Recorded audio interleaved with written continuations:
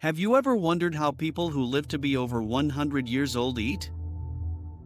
Is there anything special about their diet?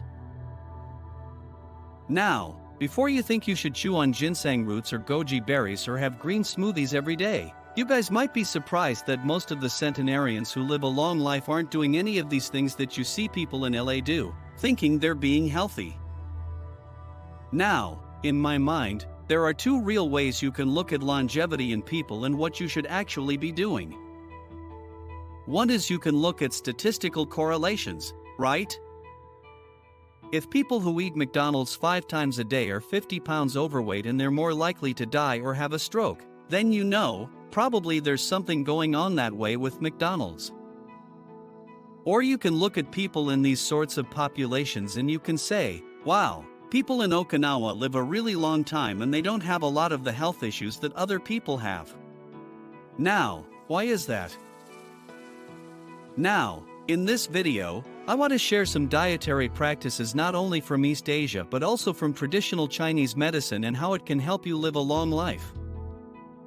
Hey guys, I'm Dr. Alex Hin, a board-certified acupuncturist and doctor of traditional Chinese medicine, and author of the health book Master of the Day, so let's jump in.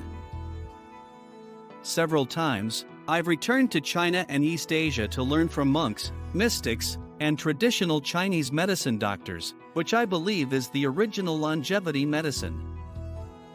Why do people live long lives and why don't they? What can we do daily to ensure people are doing the right things?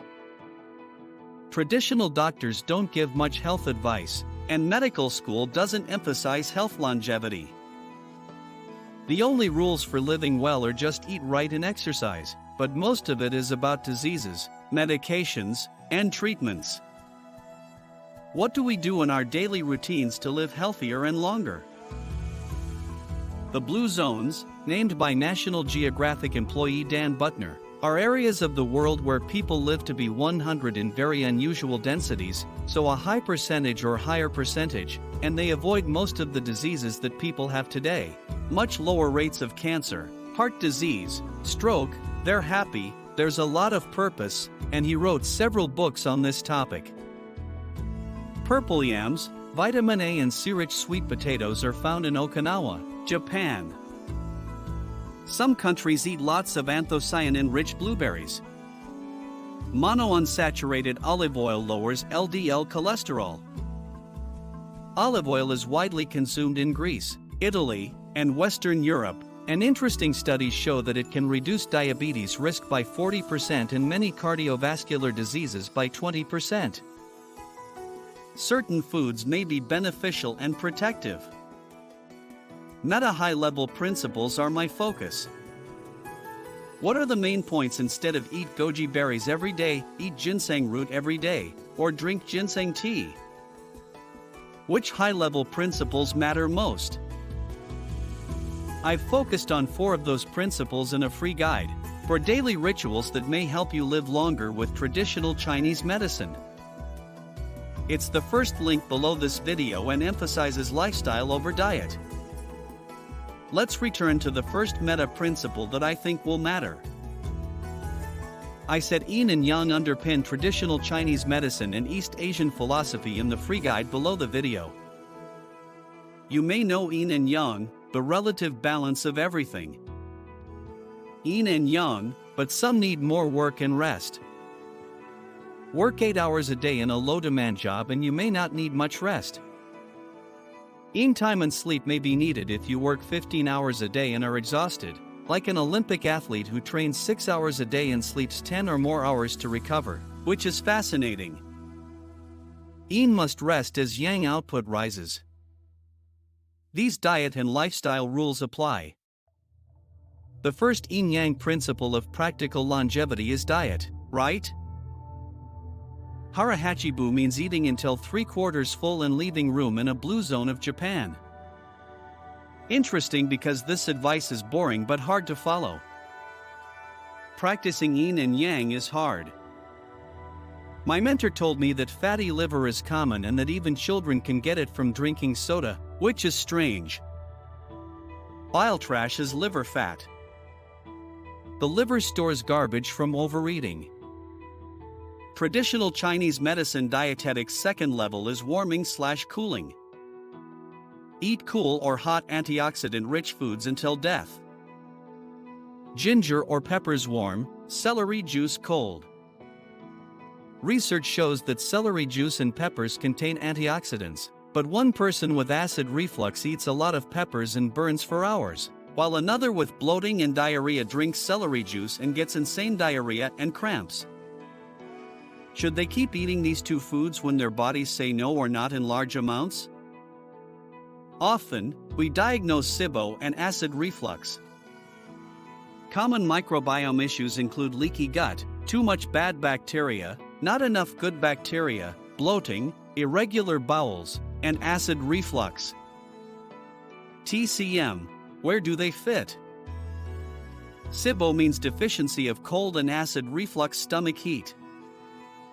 When stomach heat, peppers, coffee, red wine, and spleen deficiency are combined with the coldest substance, pulverized celery juice, illness symptoms worsen. Some symptoms are like coal mine canaries, warning you to stop. Some say, Dr. Alex, I don't understand why a doctor, YouTuber, or Instagram video told me to drink celery juice. This is a problem. An acid reflux-friendly diet includes sautéed vegetables, green tea instead of coffee, and less alcohol. Smoking, heavy coffee use, and a Mediterranean diet with whole grains, brown rice, and cooked veggies can worsen it. Others have hotter diets. Warm meals, more meats, and antibacterial and antifungal spices help. Had warm meals, not cold sandwiches or smoothies, which is very common. Ancient Chinese medicine says certain flavors affect certain organs and some organs prefer certain flavors, which can harm diseased organs. Sweet is linked to the spleen and pancreas. What is the biggest sweet food and flavor issue today? Diabetes. The spleen craves sweetness, so diabetics should avoid sweet, sour, salty, bitter, and spicy flavors. Be careful with flavors, as TCM says carbs and sugars are worst for people with impaired spleen-pancreas function, often diabetes. With flavors that will benefit functionings of certain organs. So for example, when we talk about acid reflux, let's talk about the flavor of bitter. A lot of people don't like bitter flavors because it doesn't taste very good, but it's very medicinal. For example, we have Pinscaria or Gisher, which is unripe orange peel. These are very potent for treating the functional root of acid reflux and indigestion, and they are very bitter herbs. You drink that formula, it tastes very bitter. And what those bitter herbs do, they often are very high in berberine, which has a very profound effect on blood sugar and all kinds of issues. But the bitter herbs have a strong effect on the liver and gallbladder function, so bitters are very good for people who get indigestion of a certain kind and who have functional gallbladder or functional liver issues. For example, they've done studies showing that you can actually give rats a formula high in jur on ripe orange peel and it can actually prevent the development of fatty liver even with a bad diet. Pretty crazy, but bitter in this case is what benefits this certain kind of organ, right? This pathology, we should say. It's like in Europe, you know, they're very fond of drinking bitters after a big meal. Coffee is bitter. Although European bitters are widely available, drinking them as teas is a long-standing cultural and scientific practice. By the way, I also want to share with everyone some popular dietary regimes that many people are opting for nowadays for healthcare, namely the keto diet, intermittent fasting, and eat clean. The keto diet, short for ketogenic, focuses on high fat, moderate protein, and low carbohydrate intake to induce a metabolic state called ketosis. In ketosis, the body burns fat for fuel instead of carbohydrates, which can lead to weight loss and improved metabolic health. While it can be effective for weight loss and managing certain health conditions like epilepsy, it may not be suitable for everyone, especially those with certain medical conditions or dietary preferences. Intermittent fasting involves cycling between periods of eating and fasting, with various fasting protocols available.